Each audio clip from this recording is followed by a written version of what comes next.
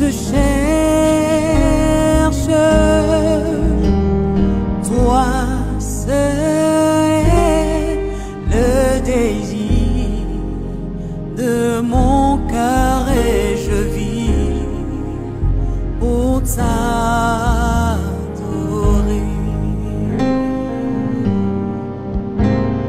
Tu es mon bouclier, ma force, le roc sur qui j'ai fondé ma vie.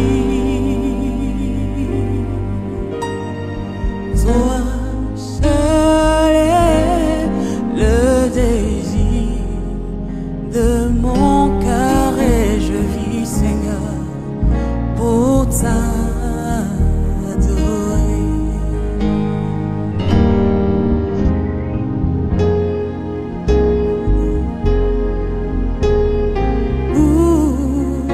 Ma vie, le roc sur qui j'ai fondé ma vie.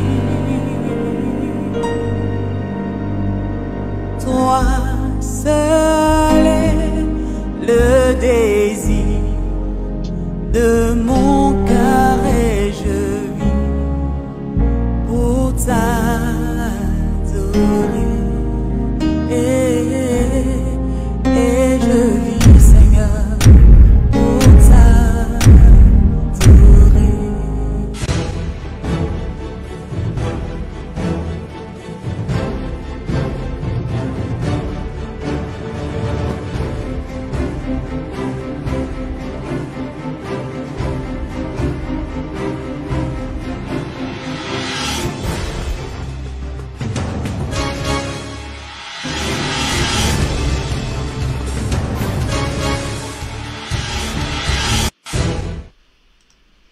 Shalom, shalom, peuple de Dieu.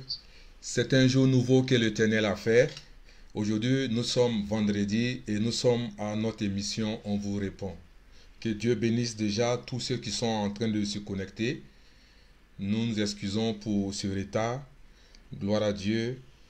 Soyez connectés, continuez de partager parce que nous avons un thème très important à développer et le Seigneur a suscité un serviteur de Dieu pour nous aider à répondre à cette question. Donc avant que je ne passe à lui, veuillez partager. Gloire à Dieu. Nous sommes sur Effectif Live TV, la chaîne de sagesse. Dieu a beaucoup de choses à nous dire à ce jour. Gloire à Jésus. Amen, amen. Merci pour ceux qui sont en train de se connecter. Merci de partager à vos connaissances, à tous ceux qui sont autour de vous. Parce que c'est un thème très important. Nous devons comprendre comment la sorcellerie opère dans l'église. C'est une chose très importante parce que beaucoup de personnes veulent savoir et c'est une question qui nous a été posée. Pour l'heure, je vais aller de l'autre côté pour vous présenter l'invité du jour. Shalom, shalom, homme de Dieu. Shalom, homme de Dieu. C'est un plaisir de vous avoir avec nous ce soir. Amen, amen. C'est un plaisir aussi pour moi d'être connecté.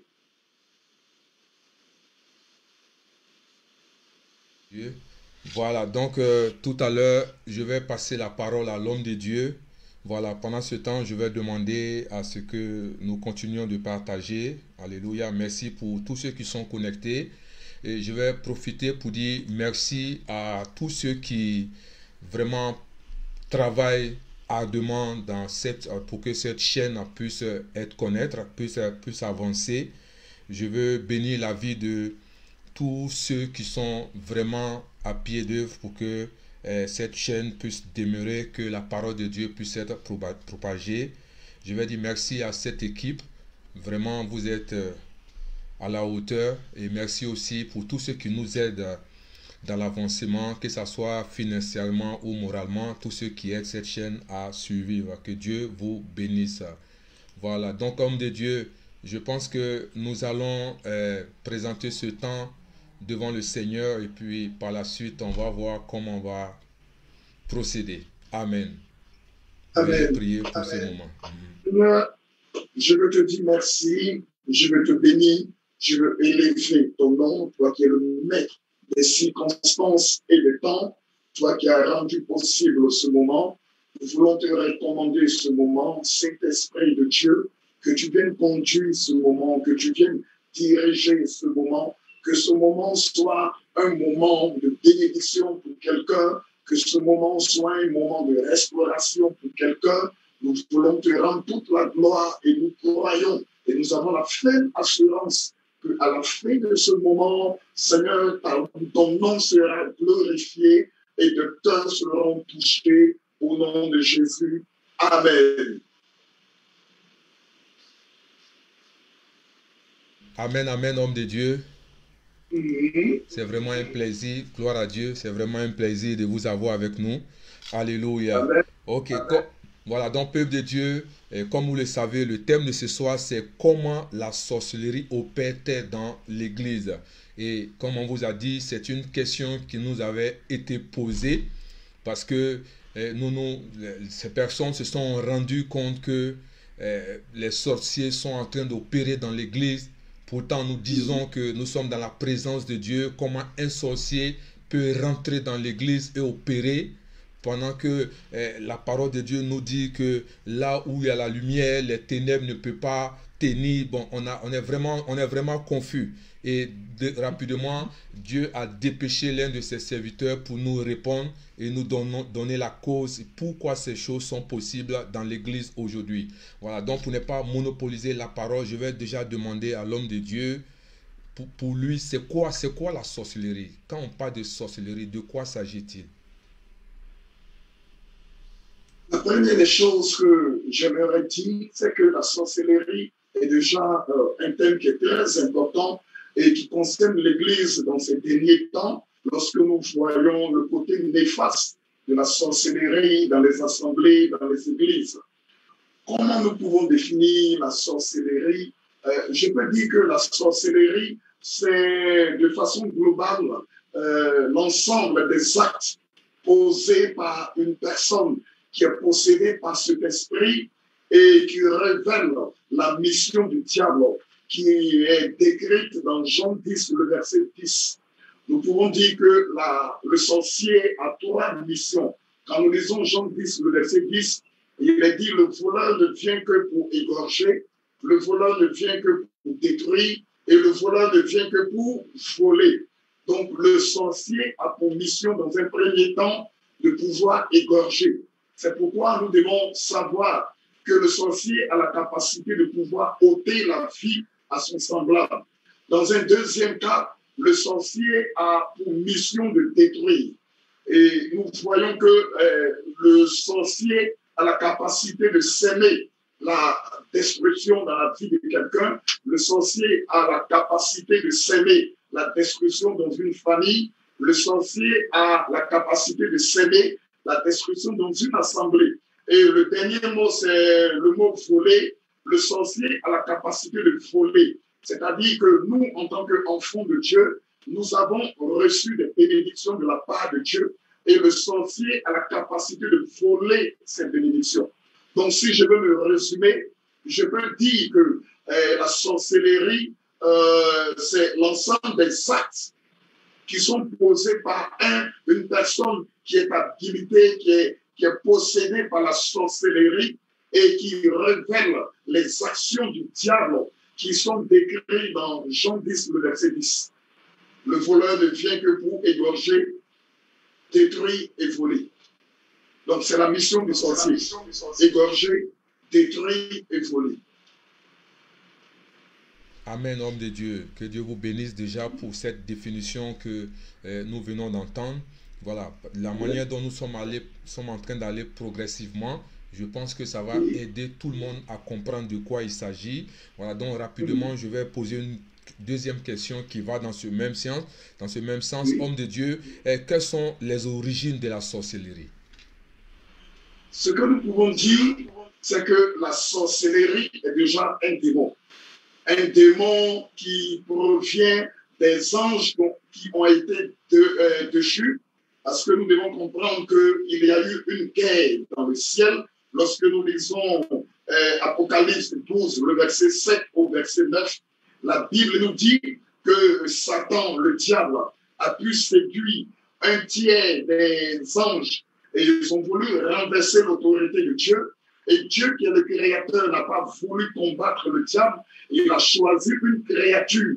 De la même manière que Satan est une créature, il a choisi une créature pour pouvoir combattre le diable. Et cette créature, c'est l'archange Michael qui a combattu le diable et ses démons et qui ont été précipités sur la terre. Donc, lorsqu'on parle de la sorcellerie, on parle d'un démon qui est un ange qui a été déchu. Donc, c'est ce que je peux dire en ce qui concerne l'origine de la sorcellerie. Merci, homme de Dieu. Voilà, donc nous pensons qu'au fur et à mesure, vous êtes en train de comprendre de quoi il s'agit. Voilà, donc je vais en même temps poser une question qui va aussi dans ce même sens. Homme de Dieu, comment pouvons-nous reconnaître un sorcier dans une église? Comment reconnaître un sorcier dans une église? La première des choses que je peux dire à ce niveau, c'est que la sorcellerie est un esprit, c'est un démon. Donc, il est important pour nous qui sommes enfants de Dieu de rechercher ce que nous appelons le discernement. Nous devons comprendre qu'en tant qu'enfants de Dieu, le discernement fait partie des dons de l'esprit. Les dons que l'esprit donne à ses enfants pour leur permettre d'accomplir l'œuvre de Dieu. Donc, avec l'esprit de discernement, avec le discernement, nous pouvons facilement reconnaître l'esprit qui anime une personne. Parce que le discernement, c'est le fait de reconnaître l'esprit qui anime une personne. Le fait de reconnaître l'esprit qui anime une personne. Donc, dans un premier temps, il nous faut d'abord avoir le discernement. Et je demande à tous les enfants de Dieu de demander le discernement au Saint-Esprit. Le discernement, c'est un esprit que le Seigneur, c'est un don, je m'excuse, c'est un don que le Saint-Esprit met à notre disposition. C'est un don que le Saint-Esprit met à la disposition des enfants de Dieu. Nous devons aspirer à ce don. Et dès l'instant où nous aspirons à ce don, alors le Saint-Esprit nous donne ce don. Et à partir de ce don, nous pouvons connaître exactement l'esprit qui anime une personne. Nous pouvons reconnaître l'esprit de la sorcellerie dans la vie d'une personne. Ça, c'est le premier point.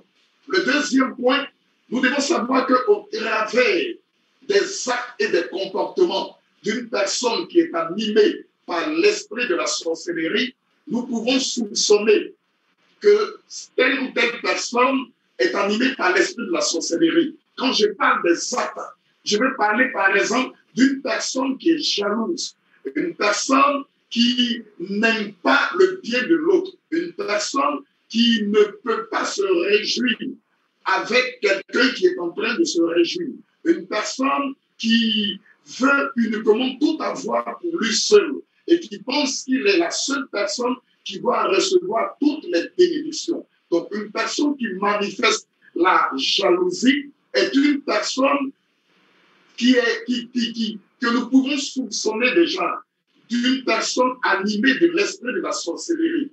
Parce que laissez-moi vous dire que nous ne pouvons avoir le comportement, ou nous ne pouvons avoir la nature que à partir de l'esprit qui nous anime. Si nous avons un esprit comme le Saint-Esprit qui nous anime, alors le comportement que nous pouvons avoir, c'est le comportement du Saint-Esprit qui est défini dans Galates 5, le verset 22.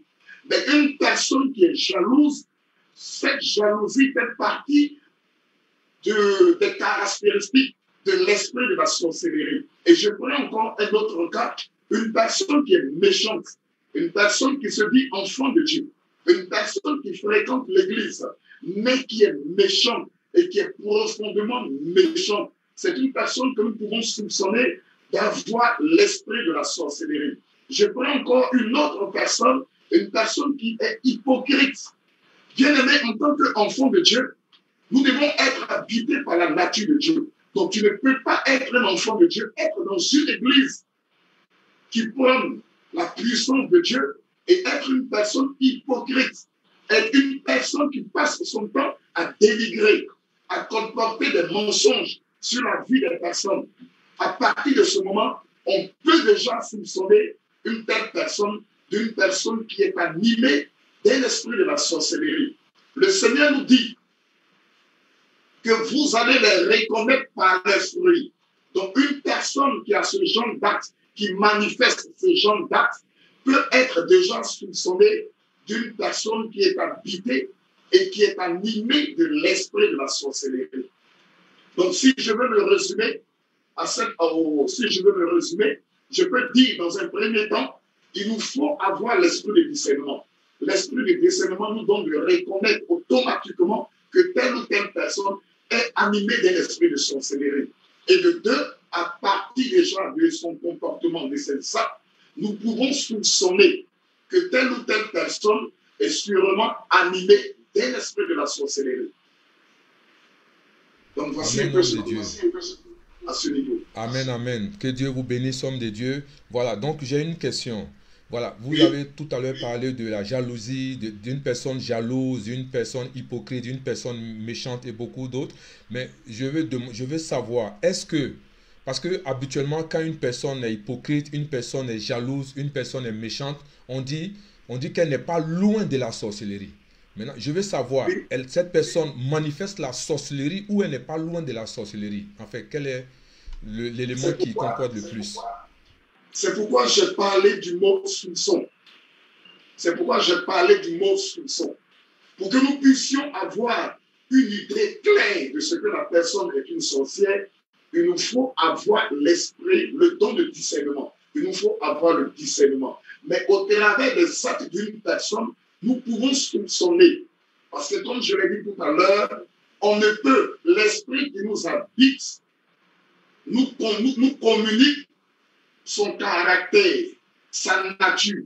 Or, nous savons que l'esprit de la sorcellerie a une nature jalouse, a une nature hypocrite. C'est cet esprit qui est l'esprit qui ressemble le plus au diable, qui a le comportement, qui a la nature du diable. Donc, un tel esprit qui habite une personne, cette personne va manifester les caractéristiques que je viens de citer. Mais cela ne fait pas forcément de lui un sorcier, mais il est soit prédisposé à la sorcellerie, soit il est sorcier. Amen, amen, homme de Dieu. Nous profitons pour répondre à une question où quelqu'un, je pense que vous venez de répondre, mais néanmoins, je vais lire la question.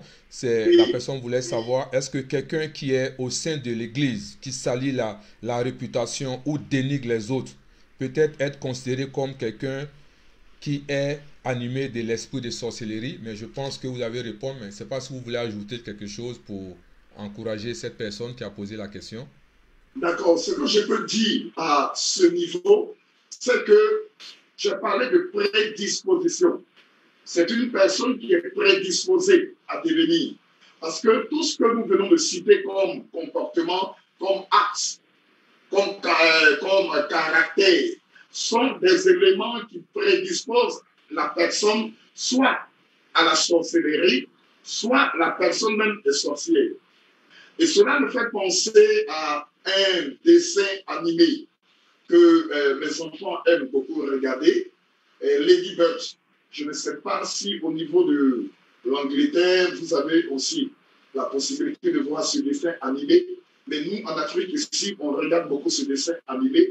Et vous allez voir que ce sont des personnes sûrement qui ont été frustrées par leurs amis et qui manifestent le désir de vengeance.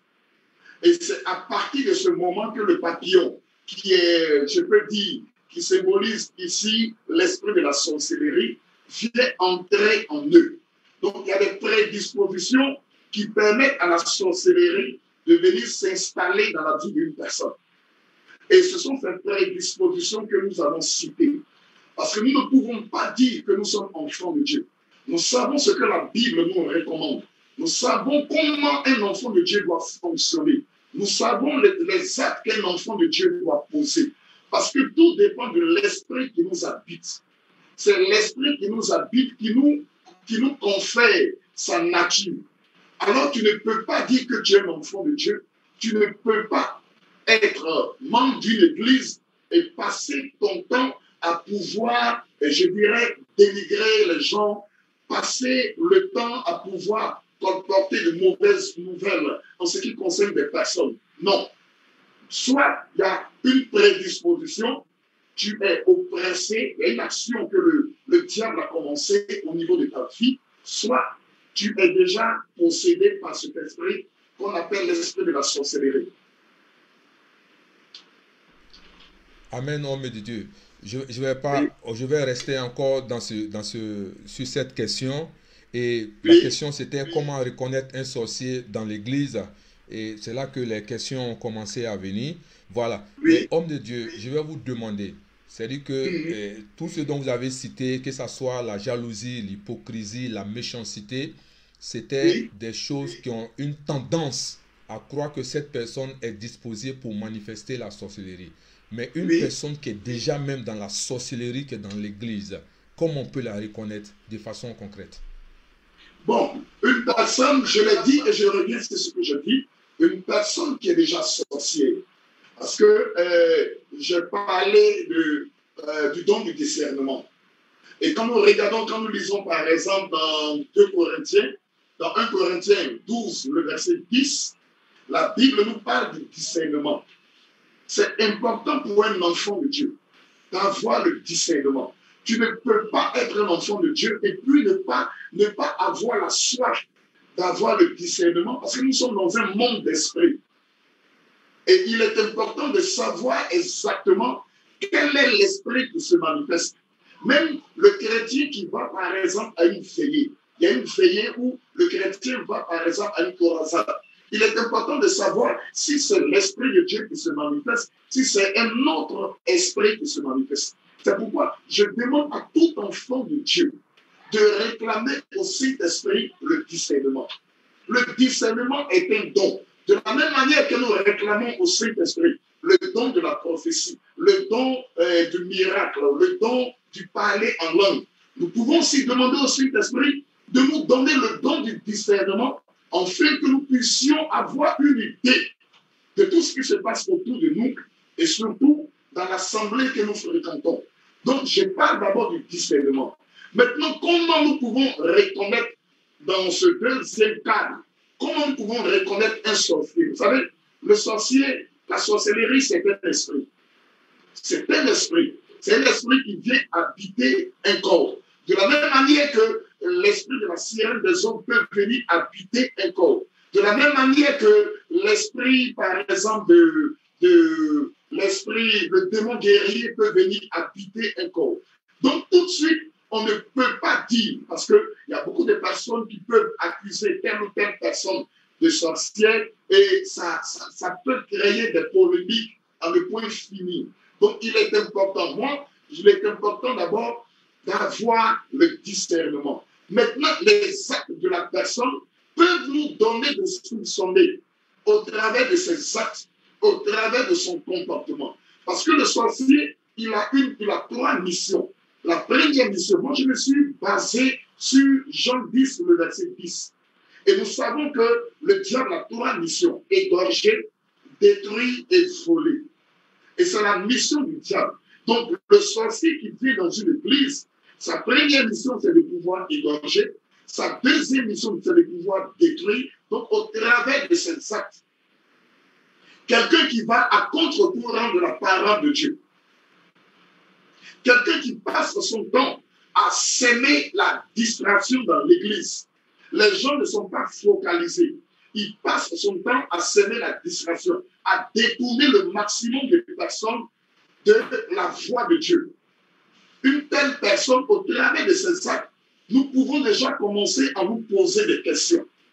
Une personne qui est méchante, nous pouvons déjà commencer à nous poser des questions. Une personne qui est jalouse. Il y a des personnes, lorsque tu viens et tu leur annonces une bonne nouvelle, tout de suite, on voit déjà l'amertume sur leur visage. On voit l'amertume qui est manifestée. On voit la tristesse qui est manifestée. Une telle personne déjà, on peut déjà commencer à soupçonner une telle personne d'être habitée par un esprit de la sorcellerie. Mais laissez-moi encore vous faire une autre révélation toujours en ce qui concerne la sorcellerie. Juste à côté de la sorcellerie, on a ce qu'on appelle l'esprit humain. Parce que la personne peut ne pas être habitée par l'esprit de la sorcellerie, mais la personne peut être habitée par ce qu'on appelle l'esprit humain. C'est l'esprit d'une personne qui est sorcière. C'est l'esprit d'une personne qui est consciente de son état, qui est sorcière et qui vient posséder une autre personne. Alors, à partir de ce moment, la personne n'a plus la capacité d'être maître d'elle-même. Elle est obligée de subir ce que l'autre lui dit de faire. Et quand la personne est habitée d'un esprit humain, on ne peut pas dire que la personne est sorcière, mais le comportement de la personne peut nous amener à déjà penser à la sorcellerie.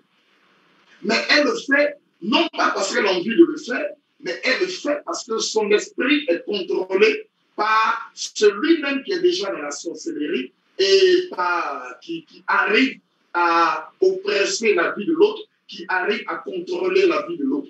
Et c'est ce qu'on appelle l'esprit humain. Et nous voyons aussi cela beaucoup dans nos églises. Donc c'est un peu ce que je peux dire. La personne peut ne pas être sorcière, mais la personne peut avoir ce qu'on appelle l'esprit humain. Et cet esprit humain dans la vie de la personne peut amener la personne à avoir des comportements complètement gauches, à poser des actes qui sont des actes qui peuvent nous amener à penser à un esprit de la sorcellerie. Waouh, homme de Dieu, vous êtes en train de nous envoyer quelque part. Gloire à Dieu, que Dieu vous bénisse. Voilà, parce qu'on est en train d'apprendre beaucoup ce soir. Voilà, je sais que vous avez commencé à répondre, mais je vais associer deux questions qui vont un peu dans le sens de ce dont vous étiez en train de parler tout à l'heure. Quelqu'un demandait, mais comment contracte-t-on la sorcellerie?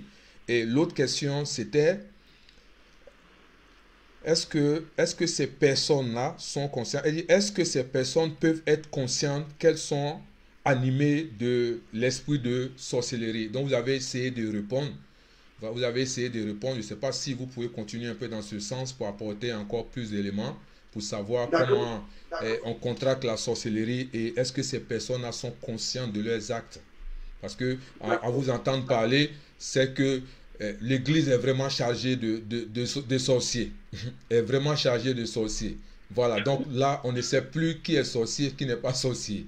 Alléluia. Donc, aidez-nous, hommes de Dieu. D'accord. En ce qui concerne, si la personne qui a un esprit de sorcellerie est consciente ou elle n'est pas consciente, généralement, la personne est consciente. Pourquoi?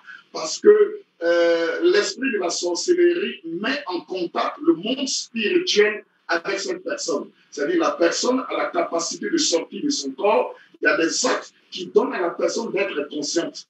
La personne, lorsqu'elle dort, elle a la capacité de sortir de son corps et d'aller faire des choses.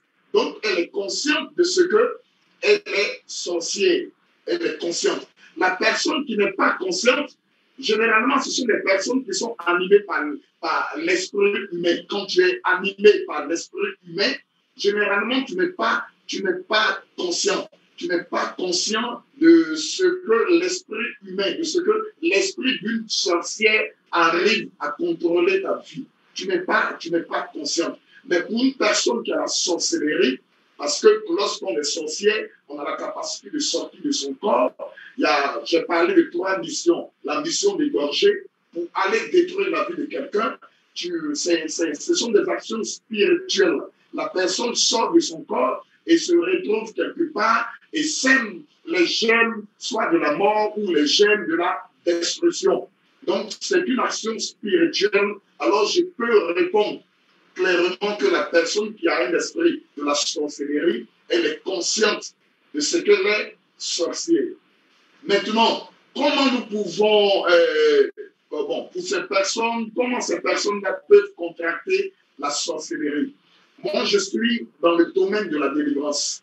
Et généralement, lorsque nous causons, nous discutons avec des personnes qui ont l'esprit de la sorcellerie, ces personnes vont te dire que c'est sûrement à partir de la nourriture, elles ont été envoûtées. Parce que c'est là qu'on parle de l'envoûtement. Elles ont été envoûtées. Que ce soit au niveau de la nourriture, que ce soit au niveau de la boisson, ou même peut-être lorsqu'elles étaient en train de dormir, il s'est trouvé que dans le songe ou dans le rêve, elles ont eu à manger quelque chose. Mais tout part de la nourriture, tout part de ce que la personne arrive à introduire dans son être. Donc, ces personnes qui sont sorcières aujourd'hui nous disent clairement que c'est à partir de la nourriture, à partir d'un biscuit qu'elles ont reçu d'un ami, c'est à partir de l'eau qu'elles ont bu, l'eau qui avait déjà été envoûtée, la nourriture qui avait déjà été envoûtée. Et à certains, c'est lorsque elles dorment dans le rêve, elles se retrouvent en train de manger quelque chose. Donc, c'est à partir de tous ces éléments qu'on peut avoir l'esprit de la sorcellerie. Il y a pour certains aussi, quand nous allons un peu plus loin, c'est par, je dirais, l'immoralité sexuelle. Parce que vous savez que l'esprit de la sorcellerie fonctionne avec la sirène des eaux. La sirène des eaux a pour mission d'ouvrir la porte et l'esprit de la sorcellerie vient s'introduire. Et comment la sirène des eaux arrive à ouvrir la porte? C'est que par sa séduction, elle arrive à faire tomber des personnes dans l'immoralité sexuelle et en le faisant, l'esprit de la sorcellerie vient posséder la personne. Donc on peut dire aussi que par l'immoralité sexuelle, on peut facilement être, je dirais, animé par cet esprit qui est l'esprit de la sorcellerie. C'est pourquoi il est très important, enfant de Dieu, quand la Bible nous dit que nous ne devons pas tomber dans l'immoralité sexuelle, c'est dans le but de pouvoir nous protéger de tous ces, je dirais en quelques mots, en parenthèse, de toutes ces contaminations diaboliques. Donc voici un peu ce que je peux dire en ce qui concerne cette question.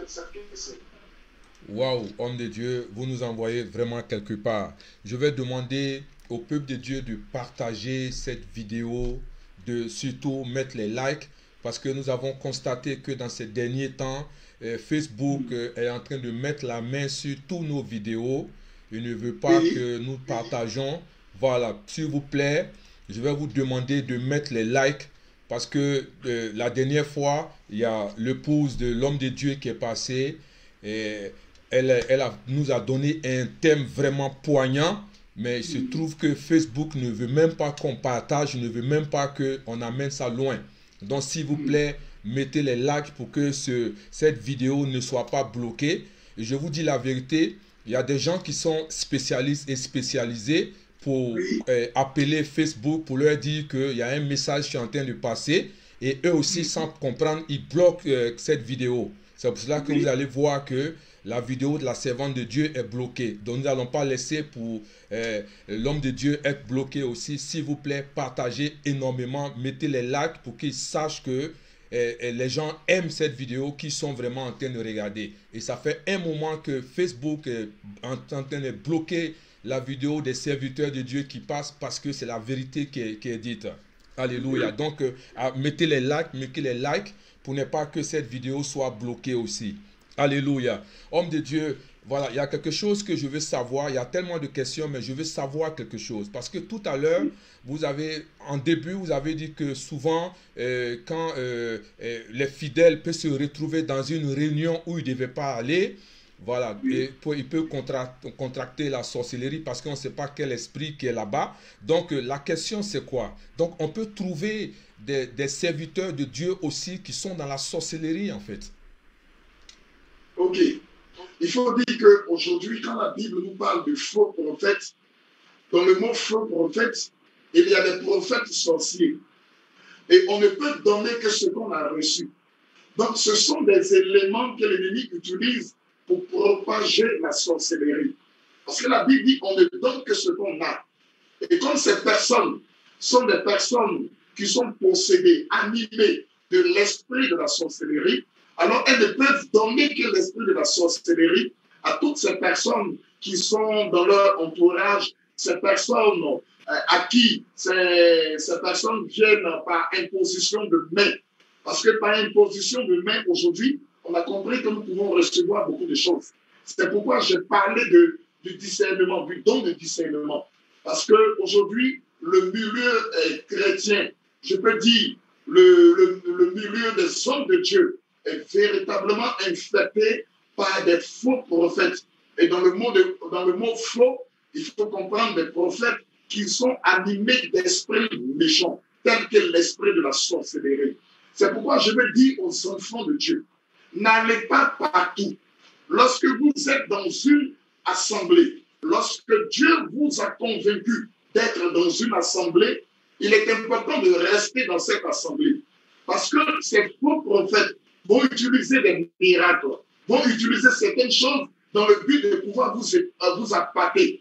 Et à partir de ce moment, par imposition de main, vous pouvez recevoir beaucoup d'esprits.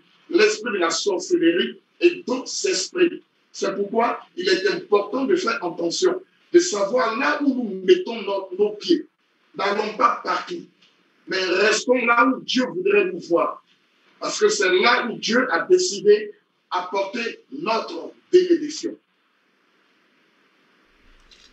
Alléluia. Dieu vous bénisse, homme de Dieu. On va continuer toujours dans ce même élan. Et j'ai une question. En fait, homme de Dieu, quelles sont les activités des sorciers dans l'Église? Les activités des sorciers dans l'Église. D'abord, dans un premier temps, le sorcier, dans une Église, apporte la division. Apporte la division. Quand je parle de la division, dans un premier temps, c'est la division au niveau même du couple pastoral. Semer la division entre le pasteur et son épouse dans le but de les amener à ne pas être concentrés par rapport à l'œuvre qu'ils ont reçue de la part du Seigneur. Donc, on voit dans des églises, messieurs et madame, qui sont en dispute, et cela les amène à ne pas maintenant s'occuper de la mission qu'ils ont reçue de la part du Seigneur. Donc, la première division, c'est la division entre le couple, dans le couple pastoral. La deuxième division, c'est la division au niveau au niveau du conseil pastoral. Il faut semer la division au niveau de ce conseil pour qu'il y ait de la zizanie, pour ne pas qu'on arrive à se disposer, pour qu'on arrive toujours à se quereller et à ne pas véritablement se focaliser sur les projets, les objectifs que nous nous sommes fixés.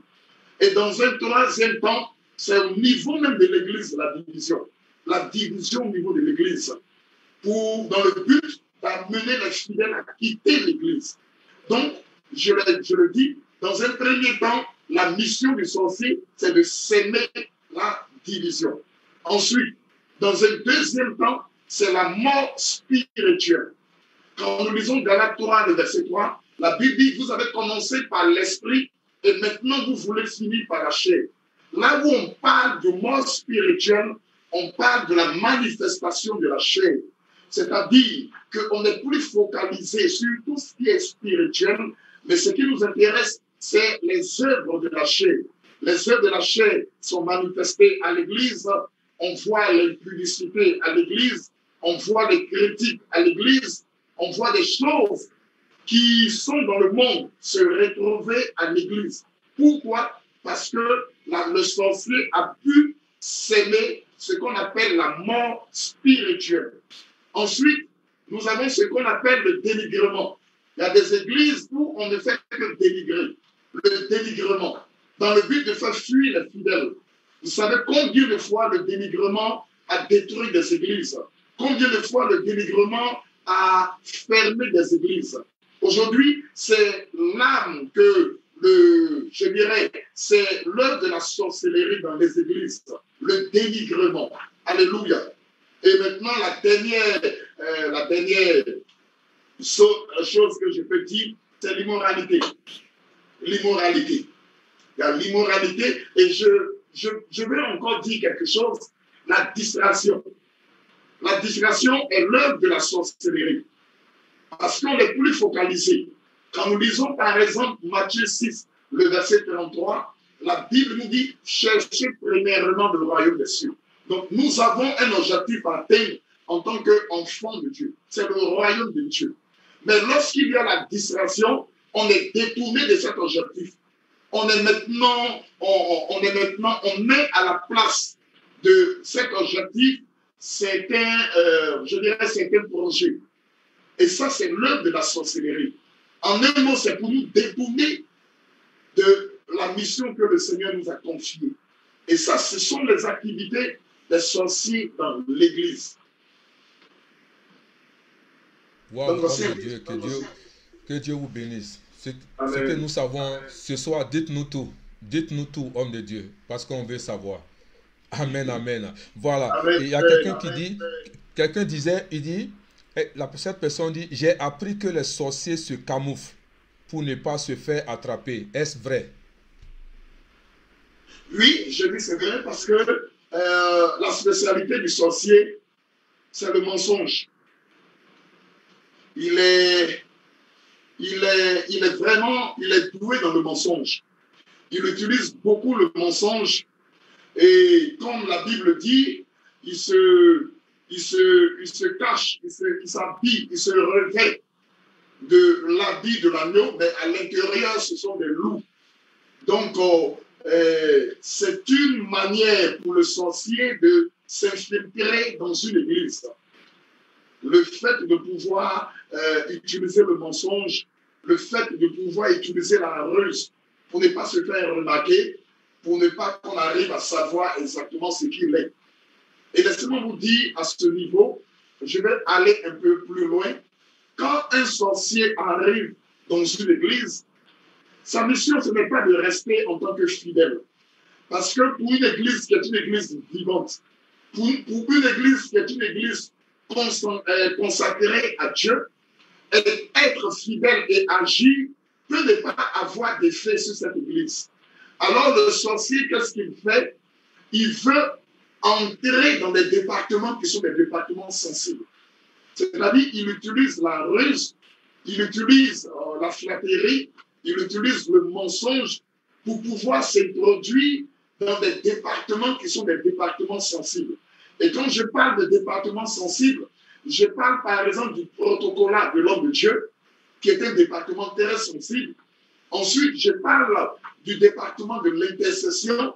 Je parle par exemple du conseil. Donc, ce sont des départements dans lesquels les sorciers se faufilent pour pouvoir mieux agir, pour pouvoir mieux s'aimer les gemmes de la division, les gemmes de la mort spirituelle, les gemmes du dénigrement. Donc, voici un peu comment le sorcier se manifeste dans une église, dans une assemblée. Waouh, homme de Dieu, que Dieu vous bénisse. Voilà, avant Amen. que je ne passe à une autre question, voilà, il y a quelqu'un qui veut savoir, en fait, elle ne comprend pas pourquoi Dieu permet ces choses-là. Est-ce que Dieu ne les voit pas? Pourquoi il laisse faire, en fait? La première des choses que nous devons savoir, le sorcier a besoin de délivrance. C'est une âme, mais c'est une âme qui est perdue. Et le Seigneur veut récupérer une telle âme. Et pour tout, comme je le disais tout à l'heure, lorsque l'église est une église vivante, lorsque cette église est une église puissante, un sorcier qui entre dans une telle église, ce sorcier ne pourra pas agir contre cette église. Il ne pourra pas se manifester. Parce que notre Dieu est fort, notre Dieu est puissant. Et sûrement, ce sorcier risque même d'être converti. On a vu plusieurs sorciers qui ont fini par se convertir, qui sont allés pour attaquer des églises, mais qui ont fini par se convertir à cause de la puissance de Dieu qui se manifestait dans ces églises. Donc le sorcier, c'est une personne qui est habitée par l'esprit de la sorcellerie, mais c'est une personne qui a besoin d'être sauvée. Et je ne pense pas qu'il y a un autre lieu que l'église pour recevoir le salut. Amen, homme de Dieu.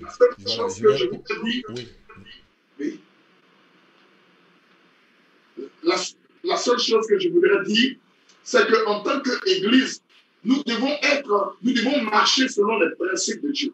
Nous devons être une Église vivante. Nous devons être une Église puissante. Nous devons marcher selon le Saint-Esprit. Il y a beaucoup d'églises aujourd'hui qui ne reconnaissent même pas l'action du Saint-Esprit. Il y a beaucoup d'églises carrément qui ont mis le Saint-Esprit à côté.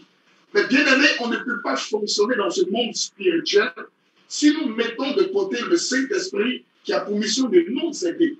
Lorsque l'église est une église bouillante, lorsque l'église est une église chaude, Lorsque l'église est une église consacrée, beaucoup de sorciers peuvent venir dans le but de déstabiliser l'église, mais la puissance de Dieu, l'onction de Dieu qui est dégagée dans cette église permettra à tous ces individus de reconnaître la grandeur de Dieu et de pouvoir se soumettre. Parce que je rappelle que plusieurs sorciers pensent qu'ils ont la puissance la plus grande.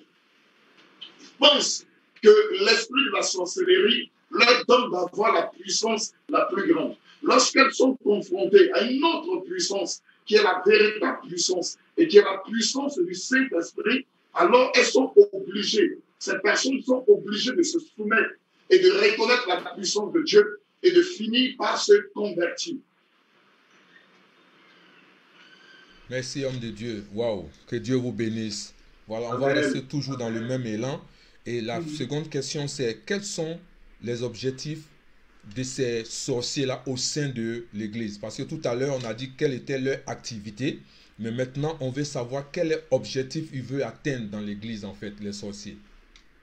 D'accord, je pourrais dire que l'objectif qu'ils veulent atteindre, c'est de pouvoir déstabiliser et détruire l'Église. Ils veulent affaiblir le pasteur. Parce que laissez-moi vous dire que la cible première des sorciers dans une église, c'est d'abord le pasteur, le berger. La Bible nous dit, je frapperai le berger et le troupeau va se disperser. Donc, la cible des sorciers dans une église, c'est d'abord d'affaiblir le pasteur. C'est d'abord de déstabiliser le pasteur. Et ensuite, c'est de pouvoir vraiment disperser le peuple. Disperser le peuple, ramener le peuple dans le monde, affaiblir le pasteur et s'aimer les jeunes, je reviens toujours les jeunes de la division. Donc, en un mot, ils veulent détourner l'Église, ils veulent détourner les enfants de Dieu de l'objectif principal, qui est de gagner le royaume de Dieu, qui est de chercher le royaume de Dieu. Donc, voici l'objectif des sorciers dans une église. Waouh, homme de Dieu. En même temps, il y a une question qui demande, est-ce que ces personnes-là, c'est vrai que c'est le seul lieu où ils peuvent passer à leur conversion? Bon, il y en a d'autres qui sont tellement coriaces, il faut les garder ou il faut les chasser. Parce qu'il y en a plein qui font vraiment assez de dégâts. D'accord. Au fait, il y a la possibilité d'abord, lorsque l'Esprit de Dieu nous donne main à nu un sorcier, il y a des sorciers qui veulent changer. Il y a des sorciers qui ont vu la puissance de Dieu et qui veulent changer. Alors, nous les amenons à ce changement. Mais il y a d'autres qui ne sont pas prêts à changer, qui se sentent à l'aise dans la sorcellerie. Et je crois que ce genre de personnes, il faut carrément les chasser de l'Église. Parce que ce sont des personnes qui ne sont pas prêtes à changer, malgré tout ce que nous faisons pour les amener au changement. Ces personnes préfèrent rester dans leur situation. Ces personnes se sentent à l'aise dans leur situation, c'est-à-dire une situation de faire du mal à l'autre. À partir de ce moment, ce sont des personnes qui n'ont pas qu'on ne doit plus laisser parmi les brebis. Sinon, ces personnes risquent de pouvoir déstabiliser et détruire les brebis. Il faut carrément les mettre hors d'état de nuit. Il faut carrément les mettre à côté. Il faut les chasser de l'église. Sinon, il y a beaucoup qui veulent bien se convertir parce que lorsqu'ils voient la puissance de Dieu, nous avons causé avec des sorciers, nous avons causé avec des personnes qui étaient habitées par cet esprit et ils ont dit que lorsqu'ils ont vu le feu se manifester dans l'église, lorsqu'ils ont vu la puissance de Dieu en action, alors ils se sont inclinés automatiquement. Ils reconnaissent la puissance de Dieu et ils savent que l'ennemi les a menti, l'ennemi les a blagués, alors ils sont disposés à accepter le Seigneur Jésus. Et il y a des sorciers qui se convertissent et qui sont suivis sur au moins 6 mois afin de savoir qu'ils sont véritablement délivrés. Et lorsqu'ils sont délivrés, c'est une joie pour nous et c'est une joie aussi dans le ciel. Amen, homme de Dieu. Voilà, je continue de dire au peuple de Dieu de partager, surtout de mettre les likes comme je vous ai dit, parce que Facebook est vraiment sur les dernières vidéos que nous sommes en train de faire. Voilà, ils veulent empêcher que ces vidéos puissent porter. Voilà, donc c'est pour cela, mettez les likes, parce qu'il y a des gens qui vont spécialement signaler à Facebook ce qui est en train de se passer. Pourtant, c'est la vérité. Et comme vous savez que le diable est déchaîné, c'est à nous aussi d'être déchaînés, s'il vous plaît. Voilà, Dieu a permis que nous ayons cette chaîne, une chaîne de sagesse pour nous dire la vérité, pour dire la vérité à beaucoup d'enfants de Dieu qui sont en train d'être détournés du but exact que Dieu veut pour ces personnes. Donc, s'il vous plaît, mettez les likes, continuez de partager et empêchez vraiment Facebook de bloquer cette vidéo, s'il vous plaît. Alléluia. Voilà, homme de Dieu, je vais dans ce même élan encore aller poser une autre question. Voilà, parce que j'entends dire que pourquoi tel pasteur a chassé tel ou tel de l'église? Parce que pour eux, c'est la maison de Dieu, on ne doit pas chasser. Mais voilà des personnes, par exemple, qui veulent détruire l'église qu'on chasse. Voilà, donc qu'est-ce que vous pouvez dire à ces personnes-là aujourd'hui, qu'on peut chasser et on doit chasser ceux qui veulent détruire l'œuvre de Dieu? Qu'est-ce que vous pouvez dire? D'accord. Homme de Dieu, nous avons reçu une responsabilité de la part de Dieu. Et cette responsabilité, c'est de conduire le peuple de Dieu dans sa destinée,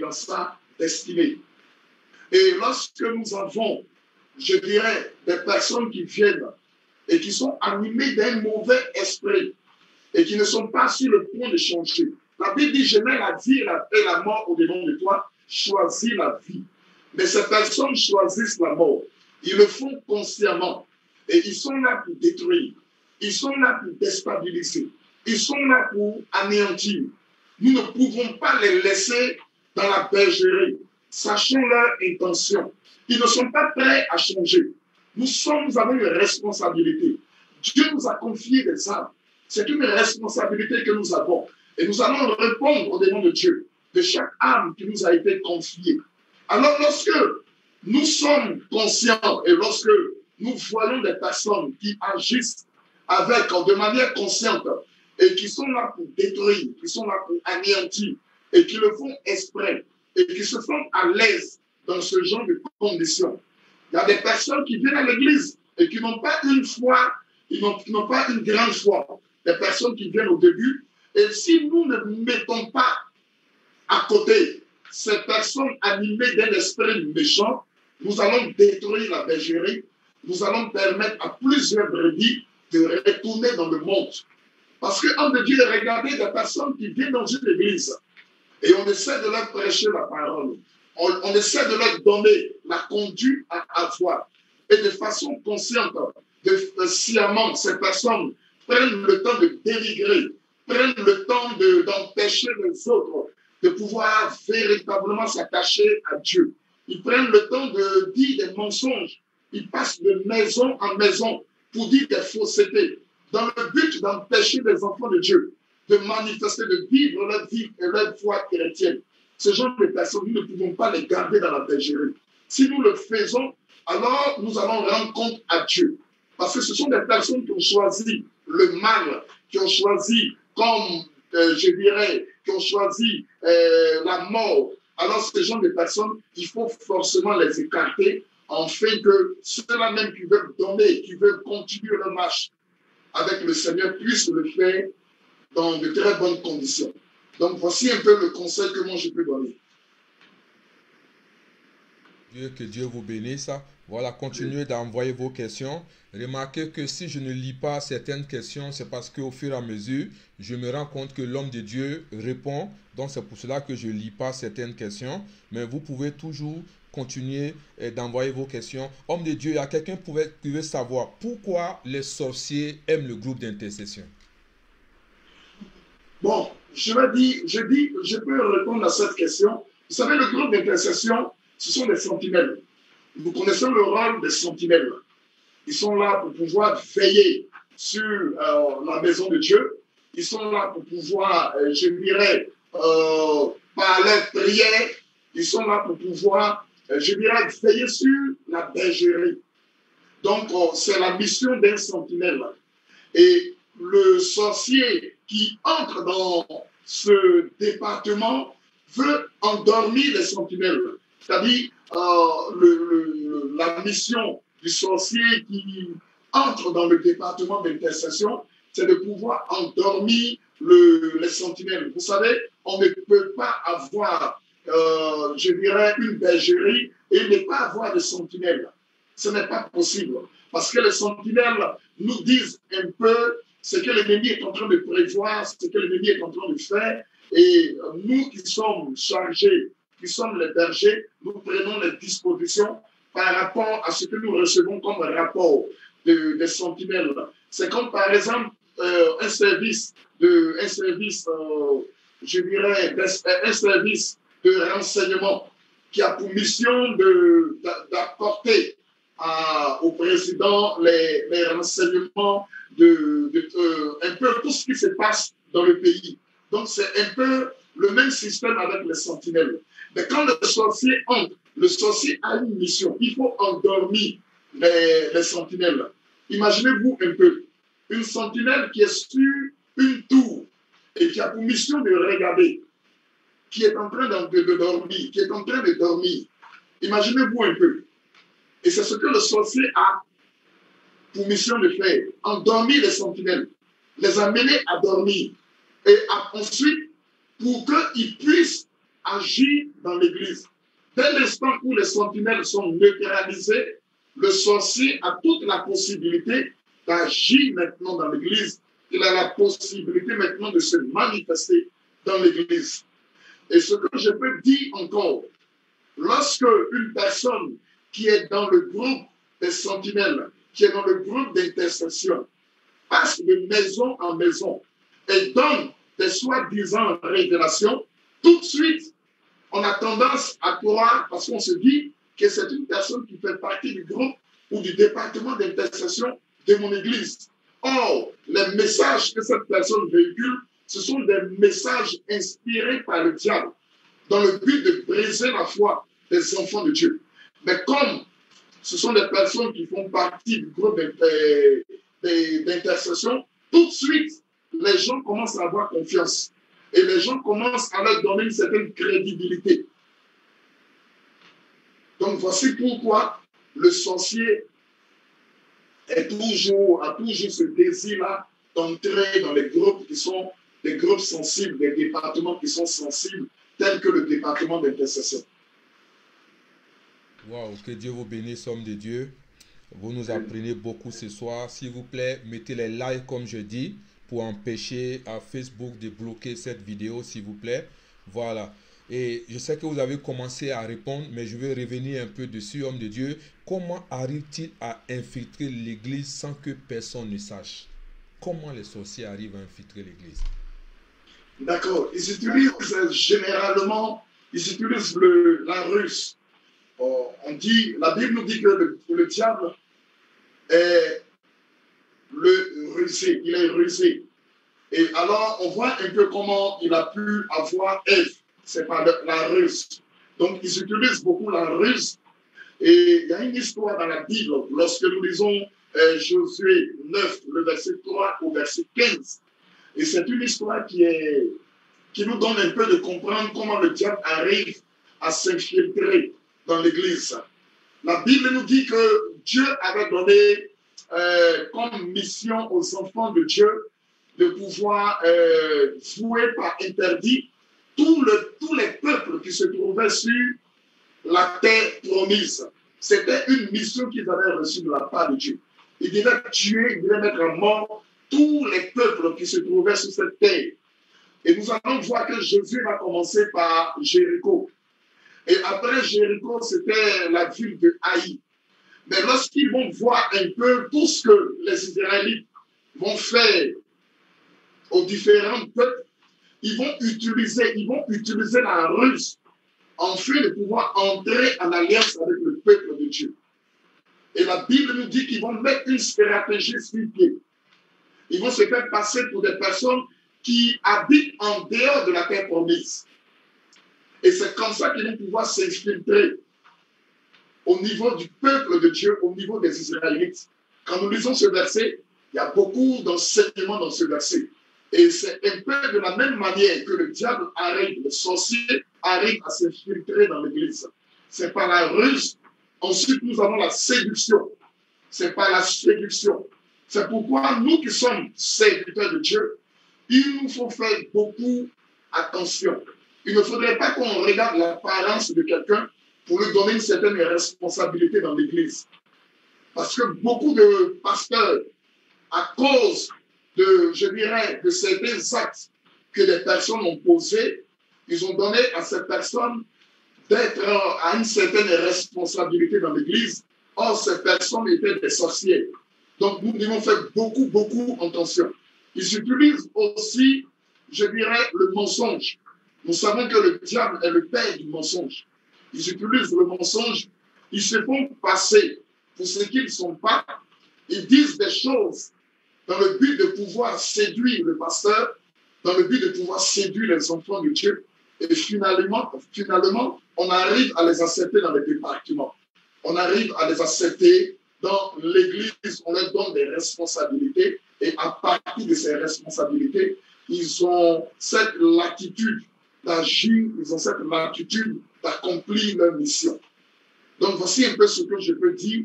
Nous devons être vigilants. La Bible nous demande d'être vigilants comme le serpent. Aujourd'hui, c'est un peu la mission du diable d'infiltrer dans nos églises des sorciers. J'ai un témoignage que quelqu'un m'a dit. Il m'a parlé comme ça d'un général qui avait 4 colonnes d'hommes et qui avait pour mission d'assiéger une ville qui était une ville fortifiée. Et lorsqu'il a disposé ces 4 colonnes, mais il s'est trouvé qu'il n'avait pas la capacité de pouvoir prendre la ville, de pouvoir envahir la ville. Et quelqu'un lui demande, mais comment tu vas faire pour envahir cette ville, sachant que la ville est fortifiée et les gens de l'intérieur sont des gens qui sont bien armés.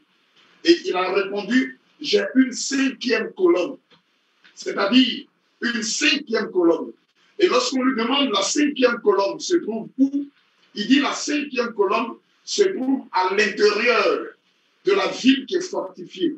J'ai pu infiltrer des gens à l'intérieur. Et ce sont des personnes qui sont à l'intérieur qui vont ouvrir la porte. Donc, généralement, le diable n'a pas la capacité d'attaquer l'Église de façon frontale. Donc, qu'est-ce qu'il fait? Il introduit ses agents à l'intérieur de l'Église. Il introduit ses agents au niveau même du conseil, au niveau de certains départements, pour que ces infiltrés arrivent à affaiblir l'Église. Dès l'instant où l'Église est affaiblie, alors le diable a la capacité maintenant de se manifester et de pouvoir réaliser sa mission. Donc, voici un peu ce que je peux dire. Ils utilisent la séduction, la ruse, pour pouvoir s'infiltrer dans nos églises. Merci, homme de Dieu. Waouh. Franchement, que Dieu bénisse votre vie pour ce que vous êtes en train de nous dire. Nous apprenons beaucoup ce soir.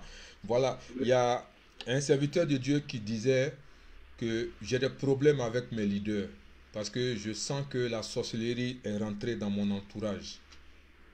Que faire? Comment vous pouvez aider cette personne ce soir? Au fait, ce que je peux dire à ce niveau, en tant que leader, ayant une responsabilité, nous devons comprendre que lorsque nous sommes en face de telles situations au niveau du conseil, au niveau du corps pastoral, nous devons d'abord, nous retirer et rentrer dans la présence de celui qui nous a mandatés. De celui qui nous a mandatés pour avoir une lisibilité des choses, pour que nous puissions avoir une idée de tout ce qui est en train de se passer. Et dès l'instant où nous avons cette idée-là, nous devons être rigoureux. Parce que généralement, les sorciers arrivent à avoir, je dirais,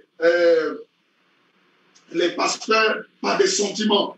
Le pasteur est beaucoup sentimental, il est beaucoup émotionnel. Mais dans l'œuvre de Dieu, il n'est pas question d'être sentimental. Il est question d'être rigoureux. Parce que nous avons reçu une mission. Et cette mission, c'est de conduire des saints. Nous avons une responsabilité. Et nous allons être jugés en fonction de cette responsabilité. On n'a pas besoin de manifester nos émotions. On n'a pas besoin d'être sentimental. Pour dire non, si je le retire, si je l'enlève, ce n'est pas bon, c'est ceci, c'est cela. Non. Si nous savons que la personne est là pour nous empêcher de réaliser la mission que Dieu nous a confiée, nous devons mettre la personne à côté. Nous devons mettre la personne à côté. Notre Dieu est souverain. Il est capable de nous soutenir dans la décision que nous prenons. Nous devons savoir que l'œuvre que nous avons, c'est l'œuvre que le Seigneur nous a confiée. Les fidèles qui viennent à l'église, les fidèles sont le peuple de Dieu. Alors, si nous marchons dans la volonté de Dieu, et si dans cette volonté, nous devons manifester la rigueur, alors Dieu va nous accompagner et Dieu va nous suivre dans cette rigueur. Parce qu'il y a trop de plaisanteries dans l'église. Aujourd'hui, il y a des personnes qui sont dans le conseil. Et lorsque le pasteur dit, nous allons faire ceci, Dieu m'a dit de faire ceci, il y a des personnes qui sont là pour contrecarrer la décision du pasteur. Il y a des personnes qui sont là pour pouvoir toujours contrecarrer. Bien aimé, dans l'église, ce n'est pas une démocratie. On n'est pas dans une démocratie. Le pasteur a été choisi par Dieu. Il a été mandaté par Dieu. Il est le représentant de Dieu. C'est vrai qu'il a des conseillers à côté pour juste l'aider à prendre les conseils ou les décisions qu'il faut. Mais ces conseillers n'ont pas le droit maintenant de pouvoir faire du pasteur leur subordonné. Donc, voici un peu ce que je peux dire à cet homme de Dieu. Alléluia. Merci, homme de Dieu. Waouh. Ok, quelqu'un disait, il faut aussi beaucoup de sagesse quand nous prenons des décisions. Amen. Oui. Voilà. Donc, quelqu'un demande, il faut beaucoup de sagesse aussi quand nous prenons des décisions. Parce que, comme vous venez de dire, il y a des gens qui sont autour de nous, qui sont en train de manifester la sorcellerie à partir de ce que nous avons entendu, la jalousie, l'hypocrisie et toutes ces choses-là.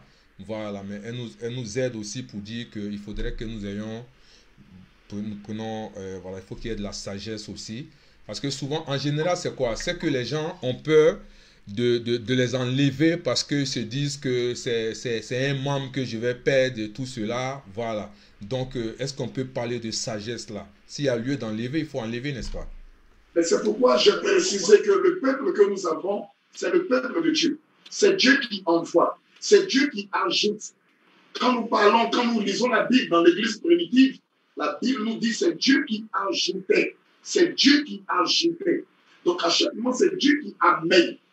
Et nous devons comprendre qu'en tant que lorsqu'on parle de sagesse, on ne parle pas de la sagesse qui vient du monde, mais on parle de la sagesse qui vient de Dieu. Parce que c'est important. Il ne faudrait pas qu'on arrive à confondre la sagesse qui vient du monde et la sagesse qui vient de Dieu. Le fait que nous devons nous taire, le fait qu'on ne doit pas faire ceci, parce que si on le fait, ce n'est pas bon pour le peuple, ce n'est pas bon pour ceci. Il y a la sagesse qui vient de l'homme et il y a la sagesse qui vient de Dieu. Et c'est important. La Bible nous dit, à cause de Akan, le peuple de Dieu a perdu des milliers de personnes. Notre Dieu est un Dieu saint. Nous avons des responsabilités. Il est important de comprendre. Lorsque nous lisons les écrits de Moïse, Moïse qui a conduit ce peuple, mais il a fallu qu'à un moment donné, il soit très rigoureux. Parce que les enfants de Dieu, lorsqu'ils voient que le pasteur est un pasteur et qu'il y a une certaine largesse, ils profitent au maximum. Mais bien aimé, dans l'œuvre de Dieu, il est important d'être rigoureux. Il y a des hommes de Dieu, des enfants de Dieu qui viennent à l'église mais qui n'ont pas une bonne éducation. Mais ce sont les personnes qui ont besoin d'être éduquées. Et pour éduquer une personne, mais il faut être rigoureux. Pour que c'est dans le bien de la personne, c'est pour le bien de la personne. Donc voici un peu ce que je peux vraiment dire. La sagesse de Dieu et non pas la sagesse de l'homme. Merci, homme de Dieu. Waouh. Que Dieu bénisse son serviteur. Voilà, nous ne sommes pas loin de la fin de cette émission. Voilà. Donc, j'ai une question encore. Homme de Dieu, comment combattre la sorcellerie dans l'église? D'accord. Comment nous pouvons combattre? Comment combattre la sorcellerie dans l'église? La première des choses que nous devons savoir, quand nous lisons Éphésiens 2, le verset 6, la Bible nous dit que nous sommes assis dans les lieux célestes avec Jésus-Christ de Nazareth. Ça, c'est d'abord la première des choses que nous devons savoir. Et maintenant, lorsque nous lisons Éphésiens 1, le verset 20, il est dit, nous sommes assis dans les lieux célestes au-dessus des dominations. Parce que nous sommes assis avec Jésus dans les lieux célestes. Et les lieux célestes est une position qui nous donne d'être au-dessus des dominations, des autorités, des principautés, des esprits méchants. Donc, notre position en tant que personne ayant reçu Christ, personne ayant donné sa vie à Christ, nous donne d'être au-dessus des dominations, des autorités, des principautés, des esprits méchants et des sorciers. Nous devons savoir et être conscients que notre position est au-dessus de tout ce que je viens de citer. Ça, c'est déjà la première des choses. La deuxième des choses, nous devons identifier exactement la cible. Si la cible est la sorcellerie, nous devons d'abord savoir que nous avons l'autorité sur la sorcellerie. C'est la première des choses, que nous sommes au-dessus de la sorcellerie.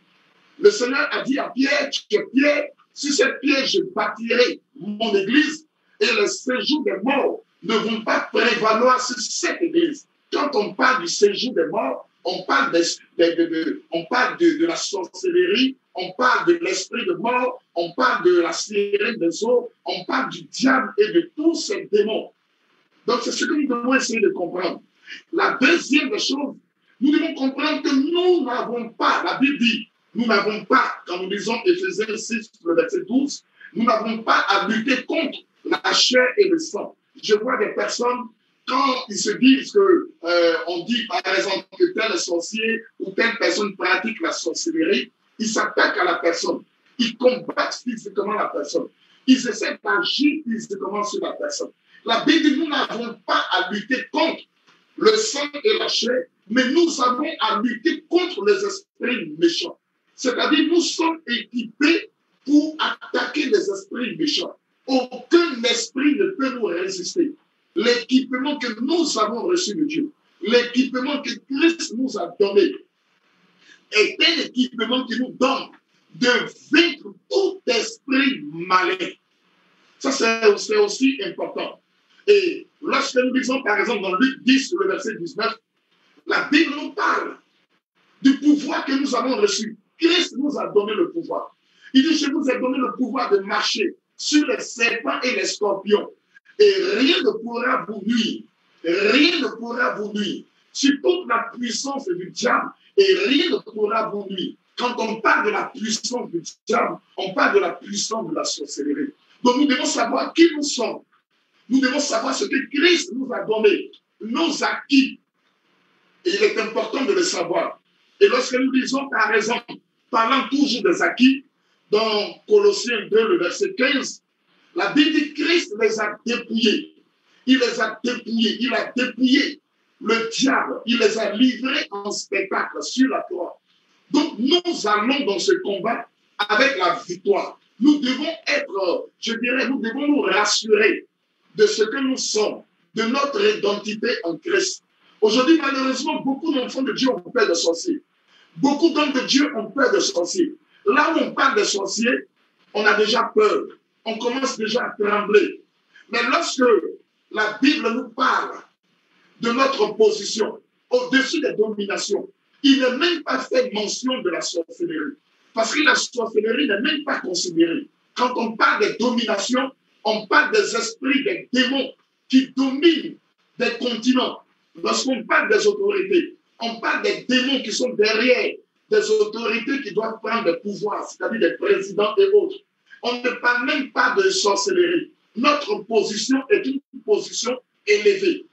Alors nous avons la capacité, au nom de Jésus, avec les armes que nous avons reçues. La Bible nous parle des armes dans Éphésiens 6, le verset 13, que les armes que nous avons reçues sont des armes redoutables. Alors avec ces armes, nous avons la capacité de mettre hors d'état de lui la sorcellerie. Nous avons la capacité de détruire toute espèce de démon, et même le diable lui-même en personne. Tout dépend du fait de prendre conscience de qui nous sommes. C'est pourquoi je vais profiter de cette occasion pour m'adresser aux hommes de Dieu. N'ayons pas peur des sorciers. Les sorciers vivent dans nos églises. Ce sont des âmes que nous devons apporter au Seigneur, des âmes que nous devons gagner au Seigneur. N'ayons pas peur d'eux. La puissance qui nous anime, l'esprit qui est en nous, est plus grand que l'esprit qui est dans le monde. La puissance de Dieu est avec nous. Nous ne sommes pas n'importe qui. Nous avons pour mission de dominer la terre. Nous avons pour mission de la sujetir. La terre qui, je dirais, est ce démon, le diable avec ses démons qui ont été précipités sur la terre. Mais nous avons la capacité de les vaincre. Donc, utilisons les armes que nous avons reçues et soyons conscients de ce que Christ nous a donné comme acquis et de ce que nous avons. Donc, voici un peu comment nous pouvons vaincre la sorcellerie dans l'Église. Amen, homme de Dieu. Que Dieu vous bénisse. Que Dieu bénisse. Amen. Alléluia, l'homme de Dieu. Voilà. C'était ma dernière question, mais rapidement, il y a 3 questions qui se sont ajoutées. Je vais faire de ces questions une pour qu'on termine et que vous ayez le temps de prier pour le peuple de Dieu. Voilà, quelqu'un demandait, est-ce qu'une vraie église de Jésus, est-ce qu'un sorcier peut détruire une vraie église de Jésus?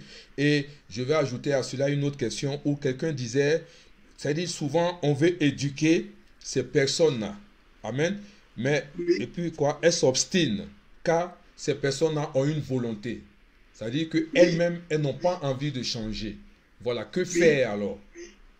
Donc, c'est 3 questions que j'ai mis en 2. D'accord. Dit que les sorciers peuvent détruire une église véritable. C'est dire que le diable peut détruire Dieu. C'est dire que le diable peut vaincre le Saint-Esprit. C'est dire que le diable est plus fort que le Saint-Esprit. Parce que l'église, c'est l'église de Jésus-Christ de Nazareth. C'est l'église qui appartient à Jésus. Et nous devons comprendre que le diable n'a pas la capacité de s'attaquer et de s'attaquer à une véritable église. Une église qui est une église vivante. Une église qui est une église vigilante. Une église qui est une église consacrée. Quelles que soient les œuvres du diable, quelles que soient les œuvres de la sorcellerie, je le dis et je le répète, ces œuvres-là ne pourront jamais avoir le dessus sur cette église. Nous avons expérimenté, je dirais, des choses extraordinaires où des personnes sont venues nous dire simplement que nous avons essayé d'attaquer l'église pendant des années, mais on n'a jamais pu, parce qu'à chaque moment, on voyait le feu de Dieu se manifester. Une église de Dieu, c'est Dieu lui-même qui agit. C'est Dieu lui-même qui se manifeste. Et c'est important de le savoir.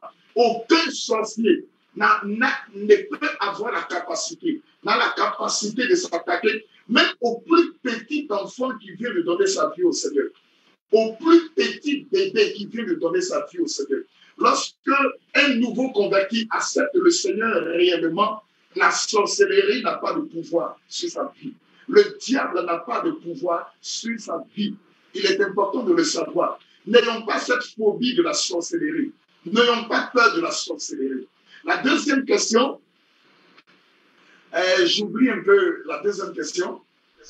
Voilà, la deuxième question, c'est de savoir quelqu'un qui s'obstine à ne pas vouloir changer parce qu'elle a une volonté. Voilà, comment, que faire par rapport à cette personne? D'accord. Cela me donne de me rappeler un peu de ce que le Seigneur lui-même l'a dit. Je mets la vie et la mort au-devant de toi. Choisis la vie. On a la volonté. Quelqu'un qui ne veut pas changer, quelqu'un qui choisit la mort, quelqu'un qui choisit de demeurer dans la sorcellerie, c'est une personne avec laquelle on ne doit pas collaborer. C'est une personne avec laquelle on dit la lumière et les ténèbres ne peuvent pas marcher ensemble. Il a choisi de rester dans les ténèbres. Nous avons choisi de rester dans la lumière. On ne peut pas avoir de communication. On ne peut pas, je dirais, avoir une relation. Et ça, c'est important. S'il a choisi de rester dans les ténèbres, alors on n'a plus rien à faire avec lui. On n'a plus rien à faire avec lui. Amen, homme de Dieu. Voilà. Normalement, je vais vous demander de prier, mais voilà des questions qui sont en train de venir. Je vais m'arrêter sur cette dernière question et ensuite, je vais vous demander de prier pour le peuple de Dieu. En fait, les personnes veulent savoir la différence parce que vous avez parlé de l'esprit humain. Voilà, la personne veut Oui. savoir quelle est la différence entre l'esprit humain, l'esprit familier. Bon, ils sont un peu perdus dans ce domaine-là parce que vous avez dit qu'on les retrouve un peu et ces personnes-là dans l'église en parlant d'esprit humain. Quelle est la différence? D'accord. Il faut d'abord dire que le sujet sur la sorcellerie est un sujet qui passionne beaucoup.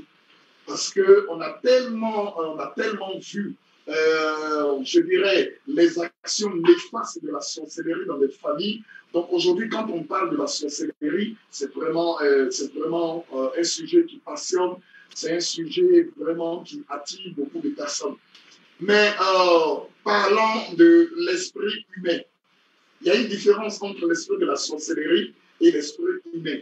Quand on parle de l'esprit humain, on parle d'une personne. Quand on dit qu'une personne est animée d'un esprit humain, on parle d'une personne qui est animée de l'esprit d'une personne vivante, mais qui est sorcière et qui a la capacité de posséder la personne en question. C'est là qu'on parle d'un esprit humain. Et dès l'instant où la personne est possédée, la personne n'est plus, la personne ne peut plus agir d'elle-même, mais la personne agit selon les instructions que l'autre lui donne. Je ne sais pas si je me fais comprendre. Aujourd'hui, nous voyons beaucoup cela dans nos églises. Et la personne qui a l'esprit un esprit humain, il ne le sait même pas. Il ne le sait pas. Mais tout ce qu'il le remarque, c'est que rien ne bouge dans sa vie. C'est que tout est bloqué dans sa vie. Parce que la sorcellerie, le sorcier utilise cette méthode pour détruire la vie de la personne. Parce que je dis un peu, quand j'ai parlé de Jean 10, la deuxième mission, c'était détruire. Donc, dans cette mission de détruire, alors, il peut posséder une personne et donner à cette personne d'accomplir lui sa volonté. Donc, ça fait que quand il y a une bénédiction qui doit se manifester dans la vie d'une telle personne, l'esprit humain qui possède la personne a la capacité de détruire cette bénédiction. Donc, la personne, sur le plan sentimental, il y a un blocage. Sur le plan, je dirais, financier, il y a un blocage. Sur le plan professionnel, il y a un blocage. À tous les niveaux, il y a un blocage. La personne se demande qu'est-ce qui est en train de m'arriver, mais au fait, c'est un esprit humain. C'est un sorcier, une sorcière qui vit et qui possède une autre personne. Et généralement, quand nous faisons la délivrance à ce niveau-là, vous allez voir que l'esprit humain, à un moment, va commencer à parler. Et qu'est-ce que l'esprit humain va dire? Non, je suis sa tante, je suis telle ou telle personne de sa famille, et je ne veux pas qu'elle réussisse, je ne veux pas qu'elle arrive à se marier, je ne veux pas qu'elle arrive à travailler, je ne veux pas qu'elle arrive à faire ceci ou cela. Donc, au fait, la personne est possédée par cet esprit pour voir toutes ses activités être anéanties. Donc, voici un peu ce que je peux dire en ce qui concerne l'esprit humain. Et la personne qui est possédée n'est pas consciente. La personne n'est pas consciente de ce qu'elle est possédée de l'esprit humain. Amen, homme de Dieu. Que Dieu vous bénisse. Alléluia. Franchement, nous avons été vraiment bénis. Voilà. Déjà, on me parle de acte 2. Acte 2. Donc, j'aurai l'occasion de voir ça avec vous. Pour voir s'il y aura un acte 2 qui va venir plus tard. Voilà. Parce qu'il y a tellement de choses à dire dans ce domaine-là. Voilà, je vais parler avec vous. Et puis, selon votre disposition, on va voir si on peut avoir l'acte 2. Voilà. Donc, homme de Dieu, avant que vous ne priez pour tous ceux qui nous ont suivis ce soir et ceux qui vont suivre encore cette vidéo, est-ce que vous pouvez vous présenter, votre ministère, et si quelqu'un était peut-être en Afrique, c'est-à-dire en Côte d'Ivoire, ou quelqu'un qui vit par exemple en dehors de la Côte d'Ivoire, qui avait une connaissance par exemple en Côte d'Ivoire, elle voulait diriger cette personne dans une communauté. Voilà, si elle voulait aller par exemple chez vous, comment elle va faire, comment vous joindre, en tout, présentez-vous, parlez de l'œuvre et surtout de votre vision. D'accord. Je suis le prophète Patrice Sotou. Je suis marié à la servante de Dieu, Odou Lydie, qui est mon épouse. Et nous avons 5 enfants, dont 4 garçons et une fille. Je suis le leader de la mission internationale Bethesda. Et nous sommes situés à Abidjan, qui est la capitale de la Côte d'Ivoire. Et nous sommes dans le quartier de Yopougon-Niangon. Et je suis au plus 225 07 76 63 et 04. Nous sommes une église qui est, si je peux m'exprimer ici, un peu spécialisée dans le domaine de la délivrance. Parce que nous voyons aujourd'hui en Afrique la souffrance de nos frères, la souffrance des familles. Et le Seigneur nous a mandatés un peu dans ce domaine. Quand nous lisons un peu Ésaïe 61, à partir du verset 1, la Bible nous dit nous avons reçu l'onction pour libérer les opprimés, pour délivrer les captifs. Donc nous sommes un peu dans ce domaine. C'est ce que je peux dire. Et nous sommes là, ça sera vraiment une joie pour nous de vous recevoir à la mission internationale Bethesda. Nous avons, chaque dimanche, nous avons 2 cultes. Le premier culte, c'est de 7h30 à 10h. Et le deuxième culte, c'est de 10h30 à 12h45. Et nous avons un culte en semaine, c'est le jeudi, de 19h à 21h. Voilà. Est-ce qu'il y a un téléphone sur lequel quelqu'un peut appeler pour avoir plus d'informations et la direction? Oui. Donc, je reviens encore sur le téléphone. Le premier numéro, c'est le plus 225 07 76 63 04. Et le deuxième numéro, c'est le plus 225 08 00 49 19. Voilà, donc vous avez entendu, nous avons le 00225 07 76 63 04 et le 00225 08 00 49 19. Voilà, donc tous ceux qui voudront, qui ont des parents qui sont en Afrique, qui voulaient les conduire dans une église où il y a la délivrance, je pense que voici une occasion à ne pas rater. Voilà, appelez l'homme de Dieu. Je sais que vous serez bien accueillis. Vous avez vu son épouse, une femme de feu, voilà, qui nous a démontré qu'elle est vraiment de Dieu. Et son mari aussi, l'homme de Dieu vient de nous montrer aussi. Voilà. Donc, comme on parle d'acte 2, je pense qu'on aura l'occasion de voir votre disponibilité et puis bon, présenter ce acte 2 pour que les gens soient bénis. En fait, homme de Dieu, vous nous avez fait vraiment, vraiment du bien. Que Dieu vous bénisse. Qui bénisse ce qu'il a mis en vous, qui bénisse votre ministère. Voilà. Amen. Donc, on va vous demander de prier pour ceux qui nous ont suivis ce soir. Voilà. Homme de Dieu. Seigneur, je veux encore te dire merci. Toi qui es le Dieu de la fidélité. Tu sais pourquoi tu as voulu que nous puissions traiter ce thème. Et je te bénis de ce que, Seigneur, tu as été avec nous du début jusqu'à maintenant.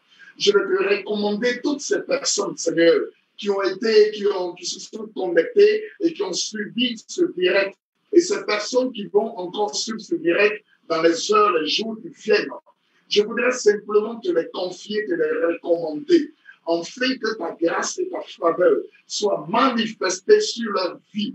Je prie maintenant en ma qualité de prophète de l'Éternel, que toute action de la sorcellerie, que toute œuvre de la sorcellerie, que tout ce que le diable était sur le point de faire dans le but de détruire la vie de quelqu'un, dans le but de pouvoir égorger quelqu'un, dans le but de pouvoir voler quelqu'un, soit maintenant vaincu au nom de Jésus, soit maintenant anéanti au nom de Jésus, par la puissance du Saint-Esprit, que tous ceux-là même qui avaient été capturés dans le filet de l'oiseleur, que ces personnes-là soient libérées au nom de Jésus.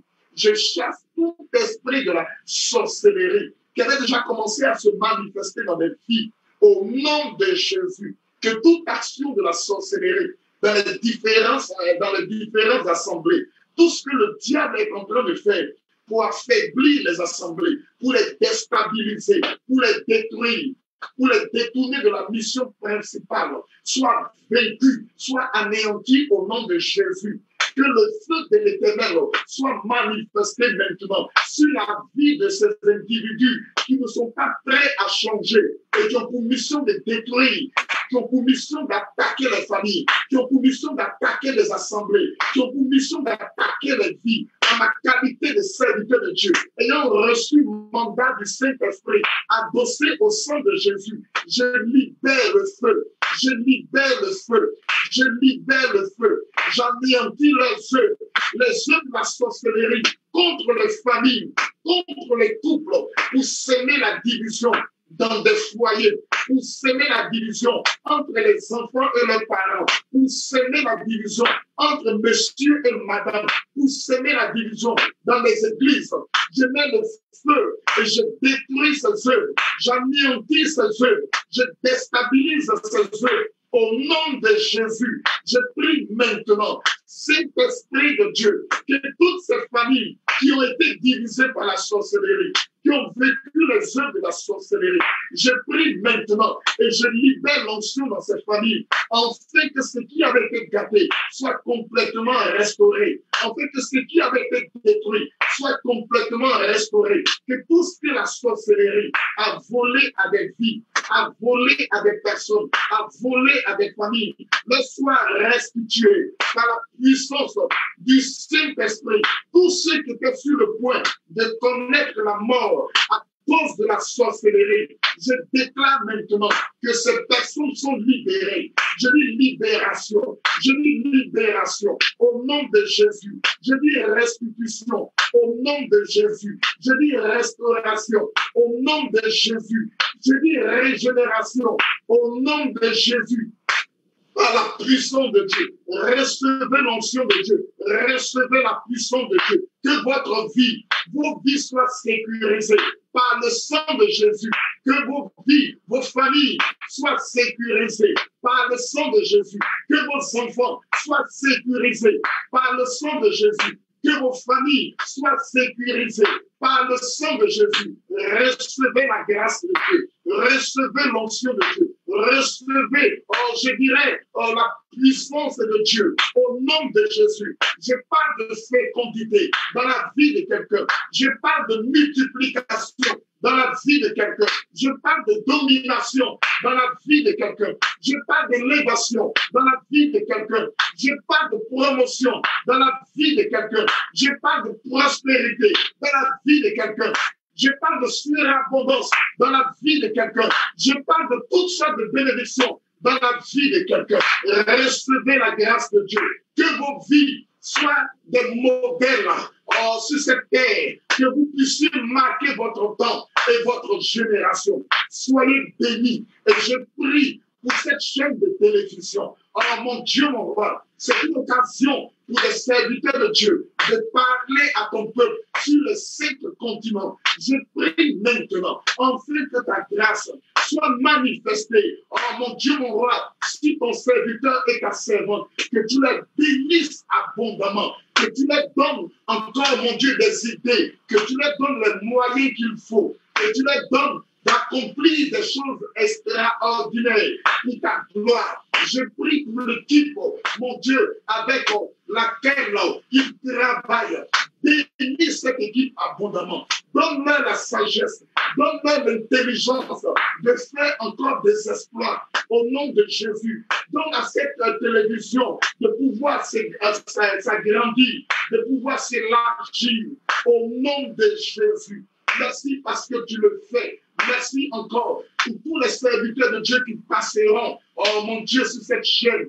Bénis-les abondamment, afin que mon Dieu, mon roi, ta volonté soit accomplie au nom de Jésus. Amen. Amen, amen, homme de Dieu. Que Dieu vous bénisse. Waouh, waouh, waouh, waouh, waouh. Que Dieu bénisse vos vies. Dieu bénisse la famille. Dieu bénisse l'œuvre qu'il vous a confiée. Dieu bénisse tout ce qui touche vos mains. Franchement, nous avons été bénis. Voilà, donc comme on l'a dit, nous souhaiterons vous revoir, vous et votre épouse, parce que vous faites vraiment du bien à cette chaîne. Que Dieu vous bénisse. Voilà. Donc, comme j'ai dit, on aura l'occasion d'en parler tout à l'heure. Voilà. Donc, peuple de Dieu, voici, nous avons reçu l'homme de Dieu, le prophète Odou Patrice, qui nous a fait vraiment du bien. Et cette vidéo, si vous avez aimé, partagez cette vidéo avec quelqu'un qui en a besoin.